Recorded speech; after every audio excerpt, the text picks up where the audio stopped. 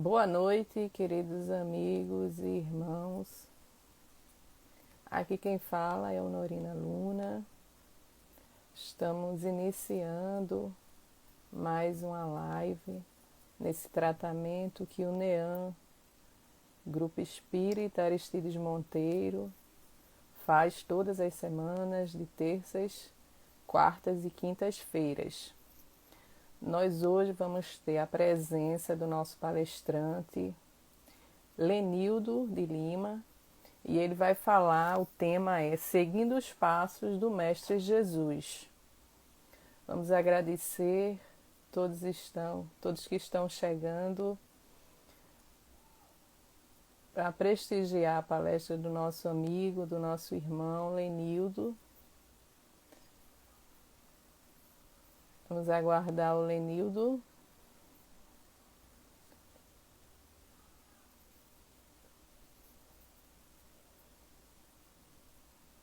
O NEAM, como vocês sabem, está trabalhando virtualmente, incessantemente, apesar de fisicamente ainda permanecer fechado por orientação da Federação Espírita Pernambucana, né, que até o dia 30 de janeiro orientou as casas que permanecessem com suas portas fechadas, porém não significa que as atividades não estejam acontecendo.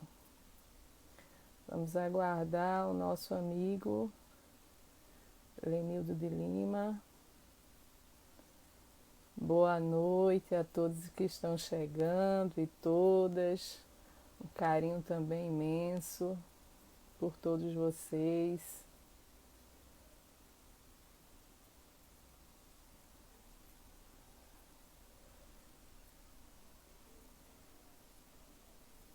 Vamos lembrar, vamos ver.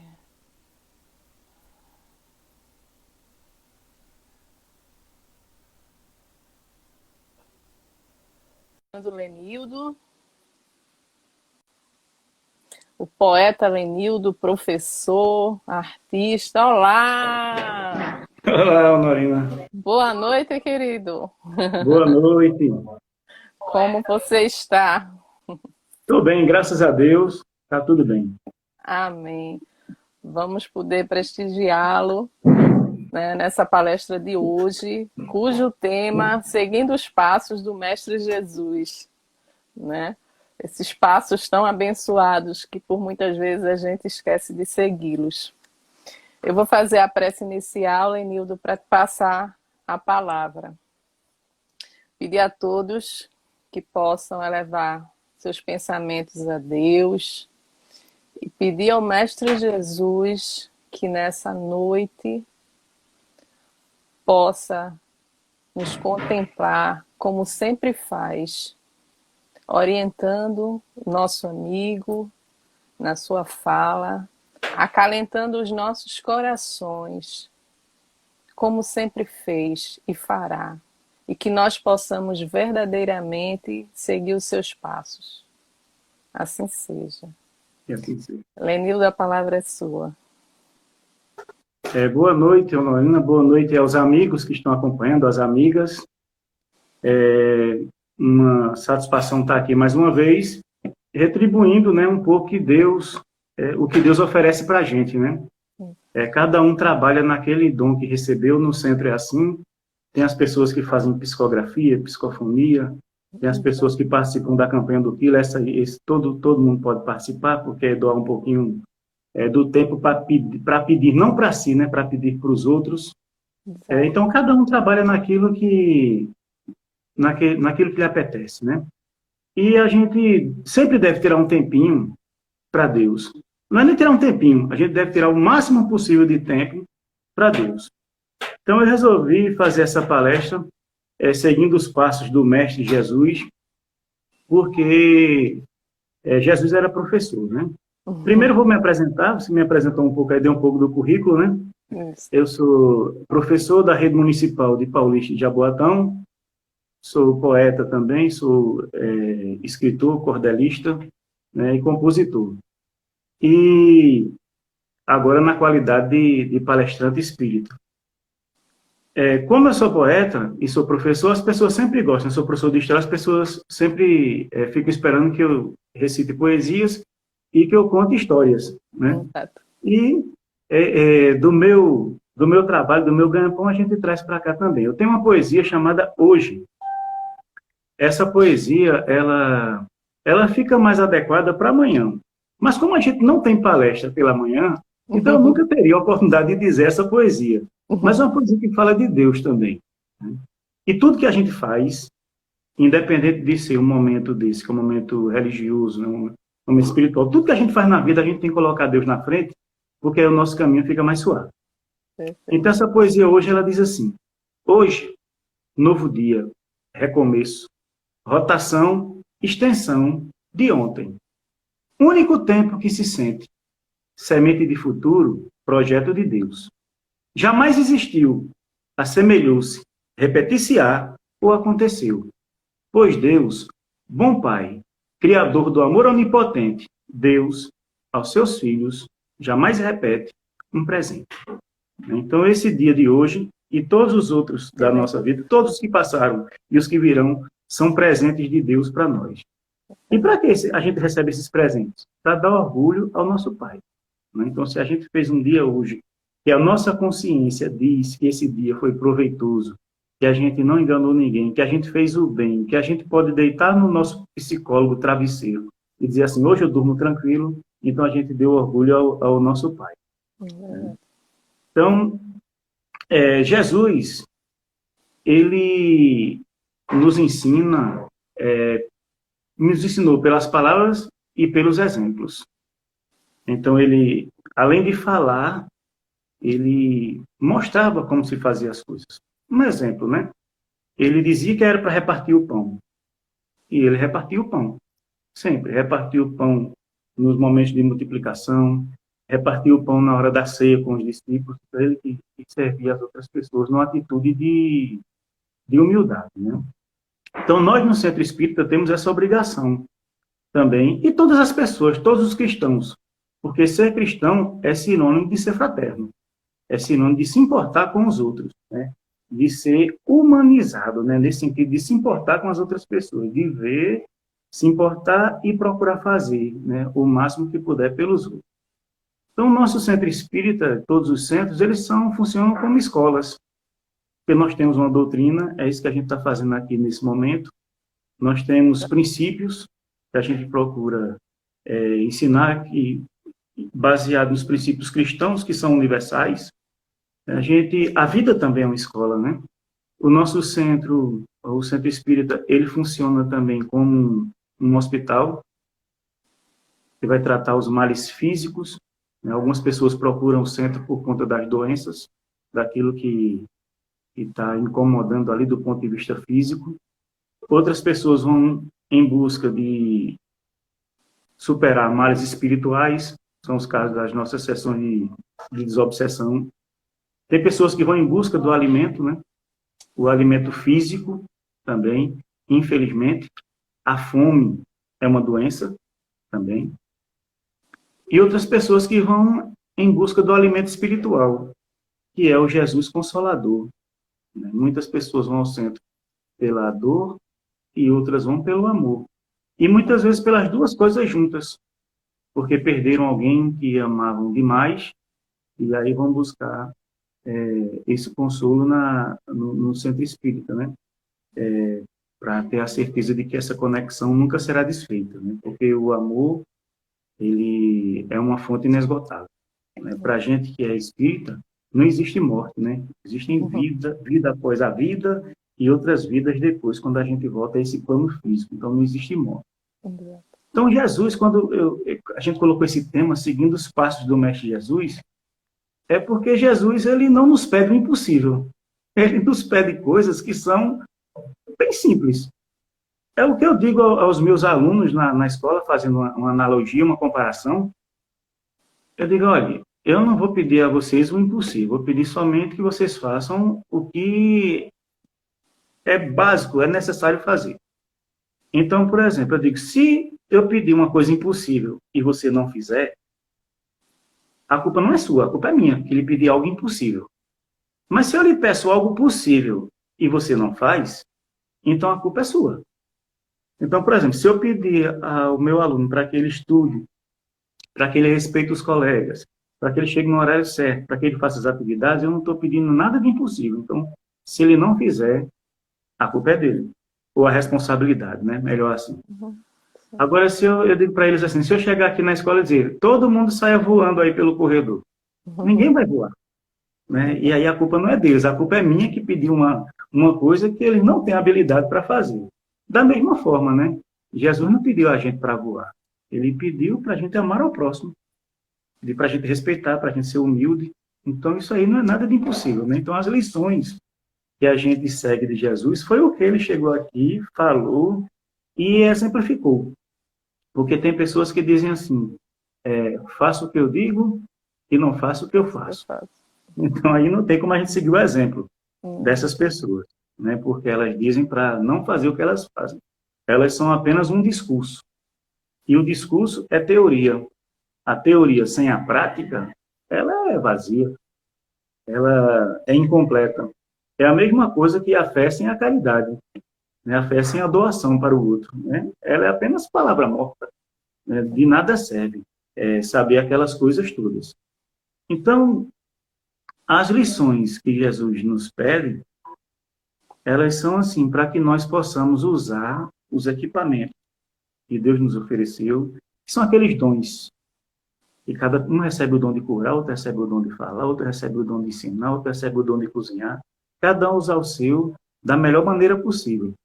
Porque hoje em dia se faz uma confusão muito grande, né, entre conhecimento e informação.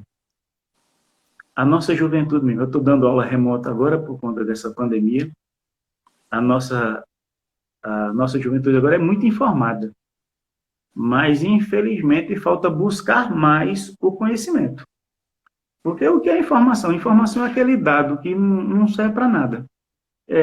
Um exemplo bem tosco assim é o Guinness Book. Né? De que adianta eu saber quem cuspiu um caroço de melancia mais distante? Isso não vai mudar em nada o caminhar da humanidade. Saber o casamento que teve mais paraquedistas que naquele dia lá. Quem tem a maior coleção de mosca seca do mundo é até nojento. Né? Mas não tem validade essa informação. Mas as pessoas às vezes ficam desafiando. Você sabe disso, aquilo. Eu digo, se eu não soubesse também, não mudaria nada a minha vida, né? É diferente do conhecimento, né? O conhecimento, ele tem uma utilidade. Ele pode ser colocado na prática. Então, o conhecimento, ele é útil. A informação é apenas um dado.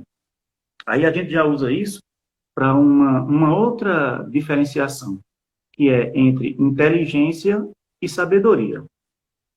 Tem pessoas que são muito inteligentes. Todos nós somos inteligentes. Né? Mas, às vezes, o que falta usar é a sabedoria. E qual seria a diferença da inteligência e da sabedoria? Quem assiste aqueles filmes sobre a Segunda Guerra Mundial que vê os campos de concentração, aqueles campos de concentração eram cheios de médicos muito bons, eram cheios de dentistas, químicos, engenheiros, um monte de profissional muito bom que trabalhava ali numa atividade destrutiva, né? Para acabar com só de judeus foram mortos 6 milhões, né? A maior parte deles em campos de concentração. Então, eles eram inteligentes. Mas é diferente de sabedoria. Sabedoria é quando a gente usa a inteligência para uma finalidade positiva. É quando a gente dá um destino bom àquilo ali. E um homem sábio, isso é independente do grau de escolaridade. Né? Tem nada sabedoria não tem nada, a própria inteligência também não tem nada a ver com o grau de escolaridade. E a sabedoria muito mais. Né?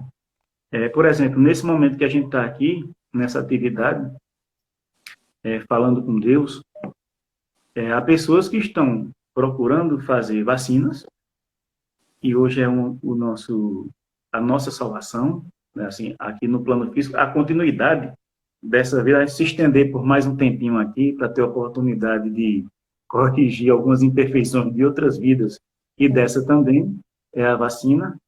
Tem gente fazendo isso agora, dedicando sua vida a isso. Eu fico admirado assim das pessoas que servem como voluntários para essas vacinas. né, é uma coisa que eu vou assumir, né? Eu não tenho coragem para isso, né? Para ser voluntário para uma vacina. Então, uma pessoa que se candidata para ser voluntária para uma vacina, que faz um bem desse, sem proveito próprio nenhum, né? Sem nenhum ganho específico, né? Dedicando sua vida para que se ache uma cura para salvar a vida das outras pessoas, esses são os verdadeiros heróis, né? Aliás, aos cientistas, né? Então, são pessoas sábias, são muito sábias, porque elas sabem a extensão dos passos que estão dando na vida de outras pessoas e das gerações futuras, né, para a gente fazer coisas que antes a gente considerava bem simples, né, como passear, ir a uma praia, se reunir com a família, né, no Natal. Isso.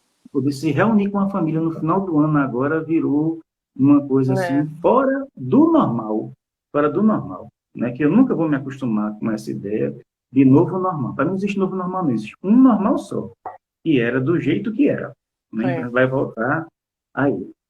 Então, a sabedoria é isso, né? É usar o conhecimento com uma finalidade positiva. E é isso que Jesus quer da gente. E como eu disse, né, independe de grau de escolaridade. Por exemplo, no Brasil da gente, a gente tem exemplos de pessoas que nunca foram a uma escola. Analfabeto, não sabe nem fazer um copo, uma xícara, mas é inteligente, chega assim, olha, diz, um pedreiro, né, olha para uma parede e diz, olha, se não botar uma viga ali em tal canto, essa parede cai.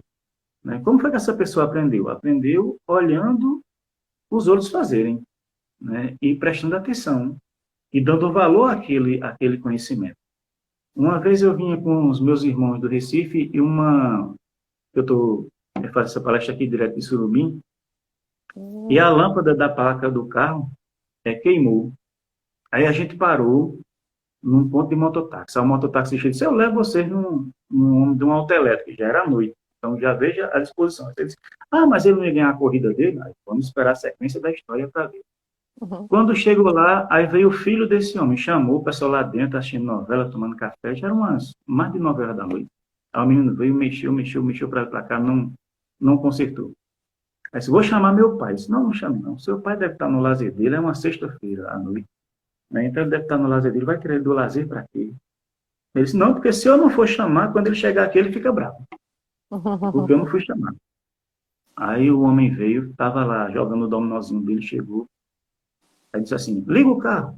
Na hora que a gente ligou o carro, ele disse, o defeito é em tal lugar. Só de ter visto o carro ligado. Uhum. Aí foi, pegou uns fios, entrou debaixo do carro, colocou para lá. O carro acendeu luz que nunca tinha acendido, né? Virou uma árvore de Natal. Aí, quando a gente foi perguntou quanto é, ele disse o valor da lâmpada, mas fosse os R$ 5. Não, mas o senhor tem que cobrar mais e o seu trabalho? Não, é R$ 5 mesmo. E o rapaz do mototáxi permaneceu lá o tempo inteiro. Isso passou um monte de tempo do menino mexer, de buscar o pai, de voltar, do pai consertar, permaneceu lá o tempo inteiro. Aí veja como numa situação dessa, numa história dessa, né, a gente encontra tantas pessoas boas. Exato. E aprenderam, né, certamente aprenderam dentro da família ou com alguma referência ou dentro dos seus grupos religiosos e praticam. Né? Tem até uma música antiga, um brega antigo, que diz assim, não adianta a igreja rezar e fazer tudo errado. Né? Então, pessoas que vão lá, aprendem e dão sentido, né? O homem vai e o filho dizer aquilo. Se ele não souber que veio gente e não chamaram, e a gente não chamou, ele vai ficar com raiva. E o rapaz da moto também ficou lá o tempo inteiro. Então, assim, são pessoas que dão significado a essas lições de Jesus sem estar colocando esse selo, né?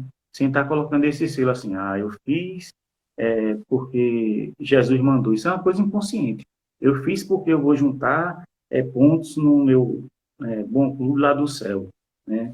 Do paraíso na encarnação futura. Né? Não tem nada disso. Porque aí já virou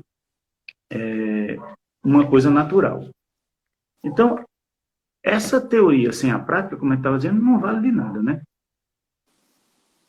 Jesus ensinou muitas coisas. E a gente dizer assim, uma pessoa que lê muitos livros sobre paz, sobre amor, sobre solidariedade, sobre caridade, é importante, pode até ajudar.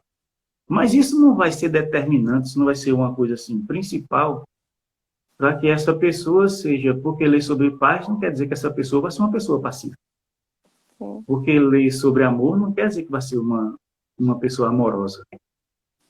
Porque ler sobre solidariedade não vai torná-la solidária, né? Ou sobre a caridade vai torná-la caridosa, né? Pode ajudar a ter uma teoria, a expandir o conhecimento. Como eu digo quando vou dar minhas palestras ou minhas oficinas de poesia, eu digo todo mundo pode ser poeta e todo mundo pode ser filósofo ou filósofa. Porque o filósofo é quem tem uma visão de mundo. E todo mundo tem. Essa visão pode ser mais estreita ou mais ampla, de acordo com as experiências que a gente se propõe. E todas as pessoas podem ser poetas também, né? Porque a matéria-prima da poesia é o sentimento que todo mundo tem. Porque a gente tem muitas vezes a vergonha de colocar para fora por conta da censura dos outros, né? Fica com vergonha de É, exteriorizar isso, que não deveria ter. E se a gente teve aquele sentimento, teve aquela intuição, significa que aquilo é importante. E que, mesmo que muitas pessoas não gostem, não se torne uma coisa de massa, mas certamente alguém vai se identificar com aquilo, né? E se for uma pessoa só, já valeu a pena. E se ninguém gostar, e a pessoa mesmo gostar, já valeu a pena, né? De olhar assim e dizer, essa fui eu que fiz.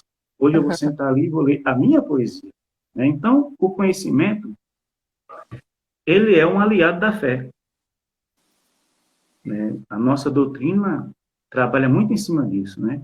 Nunca vi num censo falar da desvalorização da ciência, pelo contrário. Até nos tratamentos de saúde, né? Diz, olha, isso. continue com o tratamento lá com o médico. Por quê?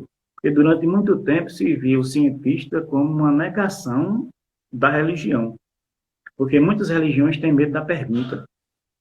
E o cientista, ele pergunta. Ele vive da pergunta, ele vive da dúvida. É. E é uma coisa natural da gente, né? Quem tem criança em casa sabe disso, né? A criança, Curiosidade. quando está quando tá conhecendo o mundo, ela primeiro, um bebezinho, eu tenho um sobrinho de 2 meses, né? E daqui a pouco alguém faz um barulho, ele já procura a fonte daquele barulho. Daqui a pouco ele já está identificando as vozes, primeiro da mãe, né? Começa da mãe, que é uma relação de interesse, né? Ele sabe de onde vem a comida. Então já começa a identificar É as vozes. verdade. Depois começa a colocar as coisas na boca, é uma forma de conhecer o mundo também, os objetos. Aí começa a andar e chega aquele momento que começa a falar e começa a perguntar o que é isso, né? O que é isso, o que é isso, o que é aquilo? E depois passa a perguntar o porquê, que é a fase que mais incomoda aos adultos que não têm paciência. E começa Verdade. a perguntar o porquê das coisas e incomoda principalmente quando a gente não tem a resposta para aquele porquê. É como se a gente tivesse medo de ser derrotado por uma criança e o conhecimento não deve ser tratado assim, né? Eu não sei, vou procurar saber, né? Depois eu lhe digo, né? Então, a ciência, ela não é inimiga da fé, ela é um aliado, porque se Deus nos deu a inteligência, é para a gente usar, e é para usar em todos os momentos. Hoje a gente precisa de inteligência e sabedoria para usar uma máscara. Nesse momento aí de pandemia, eu confesso que fiquei muito mais atento a esse hábito de lavagem, porque não era um hábito assim constante, né? Eu lavava em algumas situações, mas existe uma necessidade maior, né? A gente começa a perceber a partir do momento em que aquilo se faz presente de maneira mais direta na vida da gente. A gente aprende assim no dia a dia com os perigos, né? Que isso passou a representar. Sempre é perigo, só que agora o perigo se apresentou é muito maior. Então, a respeito disso, do conhecimento aliado da fé, até o conhecimento da doutrina religiosa, né? Tem aquele exemplo que o jovem pergunta a Jesus como era que fazia para chegar ao céu.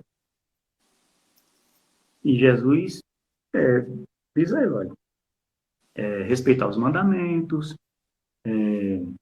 fazer a caridade, né? Dentro dos mandamentos aí você honrar pai e mãe, o amor ao próximo, tudo isso eu faço.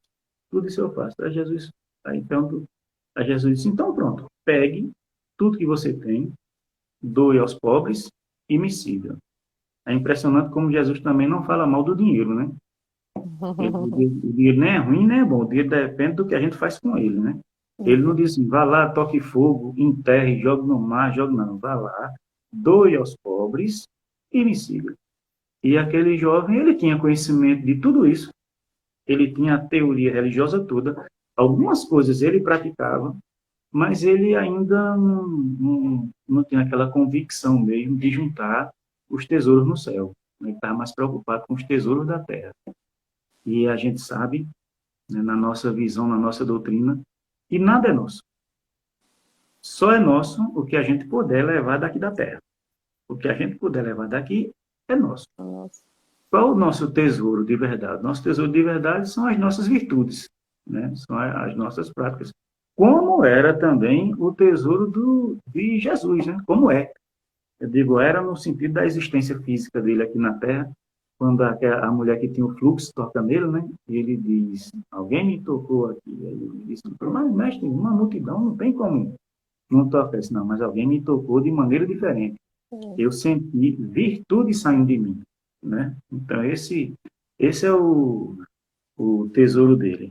Então esse jovem, ele era rico na teoria, rico materialmente, mas faltou ele o desprendimento, né? Até nesse momento é que vem aquela ideia de dizer que é mais fácil um camelo que é uma corda grossa, né, passar no buraco de uma agulha do que um rico entrar no reino dos céus. Mas a riqueza aí, mais uma vez, é aquele sentido, né? Não é a riqueza em si, é o que se faz com a riqueza. Então, as lições de Jesus para a gente tem a prática do bem, que está associada à honestidade, né? Então, uma pessoa que é boa, ela tem que ser boa todo dia. Tem que ser boa sempre. Isso não quer dizer que a gente não vá errar, né? Mas uma coisa é um erro por um descuido, por alguma situação assim que você não deu tanta atenção. Outra é um erro proposital. Uma pessoa honesta, né? Que bate no peito e diz, eu sou honesto. Ele tem que ser honesto todo dia. Não adianta nada dizer assim, eu fui honesto em 2020, em 2021 não vou ser não. Não é honesto. Não é honesto. Eu fui honesto semana passada. Essa semana eu estou cansado de ser honesto. Eu não seria honesto. Então, não é assim que funciona. Uma vez eu estava assistindo a uma reportagem na televisão, era na Record, na Bandeirantes, alguma coisa assim, e mostrou a história de um casal de moradores de rua em São Paulo, que houve um assalto no restaurante e os bandidos na fuga pegaram o dinheiro e jogaram ali, algo por volta de 10 mil reais. Jogaram ali, restaurante chique, né? Jogaram debaixo de um viaduto e aquelas pessoas moravam ali. E eles encontraram o dinheiro e foram devolver. Aí a gente diz assim, mas se essas pessoas tivessem ficado com dinheiro, não justifica. Justificar é dizer que está certo. Mas se explica. Porque é uma pessoa que mora na rua, que mora debaixo de um viaduto, em São Paulo, que essa época está um frio terrível, né? E a pessoa ir lá e devolver aquele valor, né? Se explicaria, dizer assim, para comprar um casaco, para dar uma forcinha ali, alugar uma casa, alguma coisa, mas eles foram devolver. E o mais impressionante foi o argumento dele quando o repórter perguntou. O repórter disse assim, por que vocês devolveram o dinheiro, já que vocês moram na rua? Ele disse, é o certo fazer. Ele valor para ele. O certo a fazer era esse. E foi assim que a minha mãe ensinou. E eu sei que ela teria muita vergonha de mim se essa reportagem passasse lá no Maranhão e ela soubesse que eu tinha ficado com dinheiro que pertencia a outra pessoa. Então, se minha mãe assistir essa reportagem agora, eu tenho certeza que ela vai ter muito orgulho de mim. Então, uma lição, né, para a gente, que não era para a gente se espantar de devolver, né? Está certo que tem a condição deles também. Mas eu não, a gente se espanta até quando gente que encontra que tem recurso, que tem a vida bem provida, a gente se espanta quando entrega, né? Mas aí está o princípio que foi ensinado para ele lá em tenra idade e que essas pessoas carregam até hoje. Então, Jesus ensinou para a gente também a humildade, né? Usava uma linguagem muito simples, né? Como eu disse, o centro é uma escola, a vida é uma escola maior, né? Eu digo até aos meus alunos, olha, a escola maior está depois do muro da escola. Essa é a escola maior. E diga, a escola não prepara para a vida, não. A escola é a vida. É uma parte muito importante da vida. Então, Jesus usava uma linguagem muito simples. Nas suas parábolas, ele falava de quê? Do pescador, do homem que saiu para semear, do pastor. Então, era coisa que todo mundo entendia, né? Todo mundo era capaz de entender, porque o exemplo era bem prático da vida deles. Né? Como fazia o Paulo Freire, né? E ensinava os operários a partir do cotidiano do operário. Então, ele vai ensinar a letra T, você ensina a partir de telha, de tijolo. Eu fui alfabetizado numa cartilha que dizia assim, Ivo viu a uva. Naquele tempo, no interior, para ver uma uva, era uma luta. É A gente, a verdade. gente, a gente comia uva quando estava doente. Não podia ser qualquer doencinha, não. Tinha que ser Você não uma é de coisa mais séria. Petrolina, né? Você não é de Petrolina, né? Porque Surubim. agora vem de Petrolina. Antes vinha do Rio Grande do Sul. Então a É gente não. verdade. É Eu tenho verdade. 43 anos, então na minha infância o Petrolina estava começando ainda. Né? Então tinha que ser uma doença assim que eu tivesse com fastio, tivesse sem comer. Ela vai comprar um ovinho ali para ver se ele come. Hoje uva é mais barato do que banana, né? Porque uva a gente compra uva, é só a uva mesmo. Banana vem a casca, vem o talo, vem um monte de coisa ali. É verdade. Então, assim, imagine se não me ir lá do sertão, naquele tempo que não tinha ainda o Vale do São Francisco produzindo tanto. Ivo viu a uva, ele nunca viu uma uva, né? Então, pera e pera, menos ainda, né, do que a uva. Então, Jesus, É. ele ensinava assim, ele procurava dar os exemplos do dia a dia ali, né, que as pessoas, todo mundo pudesse entender. As condições da sala de aula dele, né? Deu aula em cima do monte, na pedra, num barco dentro do mar. Né? Então, qualquer lugar era lugar para ensinar. Não podia perder a oportunidade. E se a gente for buscar, até antes, no comecinho, Jesus nasceu numa manjedoura. Está chegando na época da gente celebrar, nesse momento, que é Isso. importante celebrar, embora as pessoas falem da parte comercial, mas não tem que se ater a isso, né? Tem que se ater ao que a gente pratica, ao que a gente faz, e não ao que está na televisão ou ao que está na casa dos outros. Não interessa o que É. acontece lá. Então, Jesus nasceu numa manjedoura. Quando fala assim, manjedoura, parece que é um nome bonito, né? Manjedoura. Manjedoura aqui a gente chama de coxo. É. Né? É o local lá onde os animais comem, né? Onde se coloca ali a ração quando o animal está confinado, está preso no curral. Aí nasceu ali numa manjedoura forrada de palha. Então já o começo já é uma prova de humildade. Né? Então por que é que eu vou ser luxento? Por que é que eu vou ser vaidoso com essas coisas? Se Jesus, que é Jesus, nasceu numa manjedoura. Outra coisa, escolheu pessoas simples para acompanhá-lo. Né? Não estava andando com reis, com príncipes, com grandes generais, nada disso. Né? Quem acompanhava Jesus eram pastores, eram pescadores, né? Artesãos ali do, dos locais por onde ele passava. Né? Então, assim, pessoas simples, e se chegassem perto dele, ou como chegaram alguns, né? Centuriões romanos, as pessoas que tinham um pouco mais de autoridade de dinheiro, tratava da mesma forma. Né? Não discriminava também porque tinha uma condição financeira melhor. Né? Então, não tinha essa... Jesus servia a seus discípulos, né? E servia as pessoas também, como disse na multiplicação. Então, diz assim, Jesus pegou o pão, dividiu e deu a seus discípulos. Significa que ele ficou com o último pedaço, né? Serviu a todo mundo e depois botou o dele. Ele podia sentar lá e dizer, quem vai servir hoje? Vamos fazer um rodízio, alguma coisa. Não. Ele fazia questão de servir as pessoas. Tem até um ditado que diz assim, né? Quem Quem não serve para servir, não serve, né? Não serve para nada. Quem não vive para servir, não serve para viver. Quem não vive para servir, não serve para viver. Obrigado Meu por pai essa contava consultoria. muito. Eu escutei muito em casa isso. Pronto, tá vendo Meu aqueles pai, exemplos que ficam lá desde na memória. tenridade, na memória. Então, isso é uma prova assim, de que a gente não deve ostentar com o bem que a gente faz.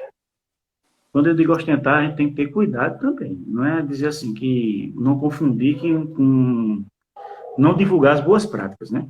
Porque a gente estava divulgando na campanha do quilo. Tem que ser divulgado. Né? O que não pode é chegar aqui e dizer, porque eu fiz 10 campanhas do quilo, eu arrecadei não sei quantas toneladas de alimento, então eu arrecadei mais do que fulano. Né? Então isso aí já não serve mais. Porque já que a pessoa se proclamou assim, o best, né, da campanha do quilo, ela já conseguiu o que ela queria. Ela já fez a propaganda, já conseguiu aparecer com isso. Né?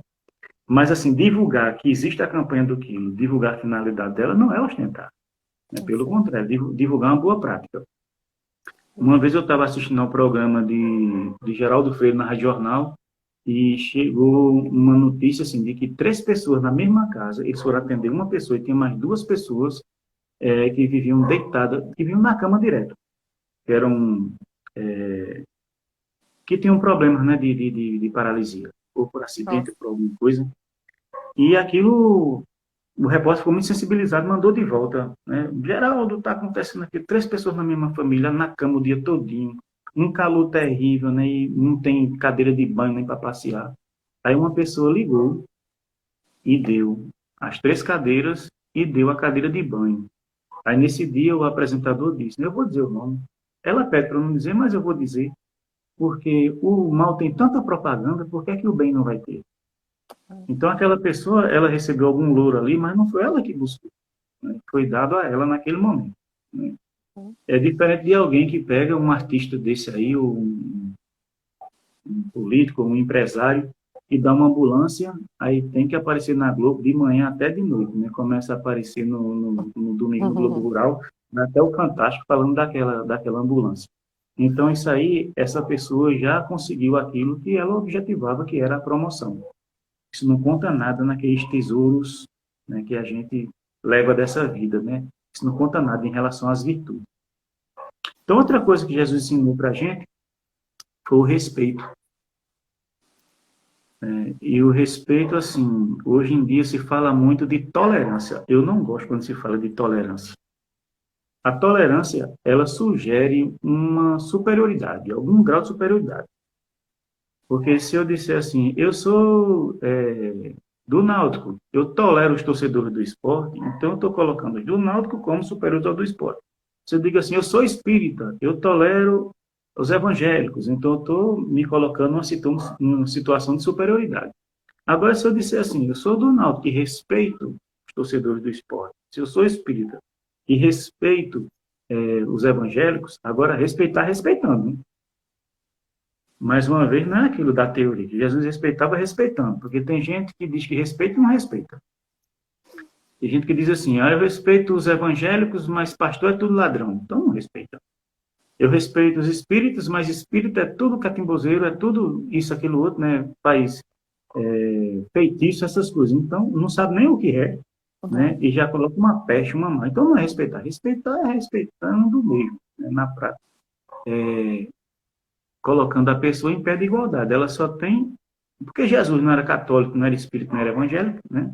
Então, só assim, a pessoa é diferente de mim. Porque diferente vai virar um pouco repetitivo, mas dá para entender. Diferente, o oposto de diferente é semelhante. Não é desigual. Então, nós somos diferentes, nós não somos semelhantes, né? Nesse ponto. Né? Mas nós não devemos ser desiguais, dizer assim que um é melhor do que o outro. Porque o próprio Jesus se colocou na condição de nosso irmão, se coloca na condição de irmão, é porque ele pregava a equidade entre todos os filhos de Deus. Então, esse respeito, ele praticou muito, né? Tem muitos exemplos no Evangelho a respeito disso. Por exemplo, no diálogo com a samaritana no poço, E ela se espanta pelo fato dele conversar com ela. Você, um judeu, falando comigo que o samaritano era visto como um judeu de segunda categoria, por ter se misturado com outros povos, ter recebido influências estrangeiras. Então ela estranhou. Eu só tenho sede. Né?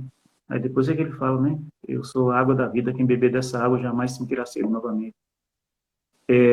O respeito, assim, a ausência de preconceito, a capacidade de perdoar. Por exemplo, em relação à mulher acusada de cometer adultério. Né? Chegou ali e não julgou. E ele já tinha ensinado que não deveria julgar. Quando ele fala naquela parábola que ele fala a respeito do argueiro e da trave, né? O argueiro parece até que é uma coisa maior do que a trave, mas o argueiro é um cisco, né? E se você quer tirar o cisco do olho do seu irmão, e não tira a trave do seu, né? Tá vendo muito menos do que ele as coisas, mas para julgar o outro é fácil. Não julgueis para que não sejais julgados. Então ele praticou isso. Foi lá na hora da mulher lá acusada de adultério, ele fez uma coisa maravilhosa. Ele colocou todo mundo no lugar dela. Né? Ele disse assim: quem não cometeu nenhum pecado, que atire a primeira pedra. Ainda bem que ninguém foi tão hipócrita para isso. Porque talvez se um tivesse atirado a primeira pedra, os outros fossem atrás e atirassem também. Né? Mas ainda bem que isso não aconteceu. E é uma imagem linda, né? Ele escrevendo no chão ali, como a gente faz tantas vezes, né? Ou fazia quando era criança, quando era adolescente, desenhando, escrevendo ali no chão. Quando chega, ele nem levanta a cabeça. Ele ensina isso tudinho de cabeça baixa ali, continua fazendo o desenho. E quando levanta a cabeça, não tem mais ninguém, né? Só tinha a mulher. Ele disse: vá e não peques novamente, né? E não faça novamente. Esse respeito, né? A gente vê também essa ausência de preconceito com o centurião romano, que tem um servo doente, e que Jesus disse: não, eu vou à sua casa. Ele disse: não, preciso uma palavra sua e basta, né? E Jesus disse: nunca vi uma fé tão grande em todo Israel, né? Andou no país todo, na pátria desse, nunca vi uma fé tão grande. Né? E o servo se curou, e o centurião era um opressor, ali, era alguém que era mal visto pela sociedade inteira. Mas aí, outro ensinamento que vem,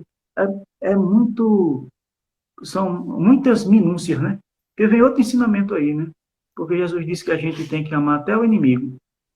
O centurião ali era o inimigo, mas não era inimigo de Jesus, era inimigo dos judeus. Né? Jesus fazia a oração pelos seus opressores, mas não os tratava como inimigos. Na hora lá do Calvário, quando estavam lá enfiando lança nele, tripudiando tudinho, ele disse: Pai, perdoai-lhes, não sabem o que fazem. Até nessa hora ele ensinou a gente a amar. Nesse caso, a gente não vai tratar como inimigo, mas alguém que está ali fazendo mal, alguém que está oprimindo, e não desenvolveu em relação a esse perdão. Também foi estendido ao ladrão, né, no Calvário. No último momento lá, sentindo muita dor, mas por conta do arrependimento que ele percebeu sincero naquela pessoa, olha, tá vendo? No último momento, talvez não, né? Ele não pôde praticar depois, né, o resultado daquilo nesse plano de relação ao ladrão, né? Praticou certamente no mundo espiritual quando chegou lá. Mas no último momento ele conseguiu fazer a reforma íntima. No último momento ele se arrependeu de tudo aquilo que ele tinha feito de errado e foi compreendido por Jesus. Aí alguém vai dizer assim: mas tem muita gente que comete mesmo de crime, aí vai para um presídio, aí vira de uma religião. Isso é mentira, é somente... Não necessariamente. Né? Não necessariamente. Aí é Deus que vai ver o coração da pessoa. Diz assim: no último momento lá, antes do último suspiro de vida, se arrependeu de tudo o que fez. Se o arrependimento foi sincero, isso vai contar sim. Isso vai contar sim. Porque Jesus veio para ensinar a gente ao perdão, a perdoar. Então, quando Pedro pergunta: quantas vezes perdoar? Ele diz 7. E Pedro lá, feito aquele menino lá que estava falando do porquê, né? Mas se 7 não for suficiente, 7 vezes 7. Né? Então, e se isso não for suficiente, se as 49 vezes não for suficiente, ele ia dizer 7 vezes 49. E assim ia. O perdão seria infinito. Por quê? Porque se nos é ensinado a perdoar, quem mais tem essa capacidade, quem mais tem essa propriedade é Deus, né? Quem mais tem essa capacidade. Benildo, Oi, 5 minutinhos. 5 minutinhos tá bem, você tem. Desculpa tá ter que bem. atrapalhar, mas eu Não, tenho que te avisar. não, mas faz parte do protocolo, nem se preocupe, é porque o tempo passa, a gente Boa. programa uma história, vem outra, vem outra, vem outra, e é bom, Ah, acontece. É e vai bom. enriquecendo, né? Sendo É intuído, isso, né? justamente, é isso que a gente pede no começo da palestra, né? Que geralmente Exato. o pressista pede, é que o palestrante ele seja orientado pelos nossos irmãos de luz, né? Também. E, e é isso que eu fico introjeto isso também, que não há problema nenhum de timidez ou de medo de faltar o raciocínio, a palavra, porque quando a gente vai falar com Deus, o próprio Deus coloca a palavra na boca da gente, né? Então, assim, Exato. como eu disse, ele ensinou a partir o pão e partiu o pão, ele mesmo repartiu, e não distinguiu assim o tamanho da caridade. Então, tem a história da mulher dos óbulos, né? Vai doar 2 moedinhas de cobre. Os judeus que faziam doações naquela época tocavam trombetas, que era para todo mundo saber. Eles estavam doando, né, aquele valor. Jesus disse, quem doa mais? Perguntaram os discípulos. Eles ou ela que doou esses dois? Quer dizer, ela doou o máximo que ela poderia. É feito a gente diz assim, um homem tem R$ 1 milhão, aí ele doa 10 mil para uma obra de caridade. É uma doação boa, é uma doação muito boa, né?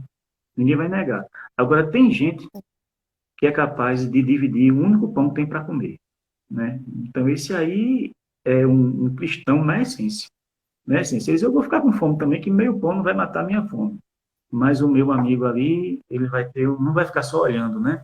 Ele vai ter uma parte, pelo menos o desejo de provar o pão, ele vai ter saciado. Então, esse aí é um cristão na essência mesmo. Então, para finalizar, eu queria falar de uma história que eu escutei quando eu estava no ensino médio. Não foi uma história, foi um conselho que recebi de uma professora minha, dona Celeide, professora de inglês, lá no Colégio Marista Pio XII, em Surubim. E ela disse assim, a gente fazia trabalho de inglês, cantava tudo, ela disse, Lenildo, aprenda 3 palavras de inglês por dia. Só 3 palavras novas.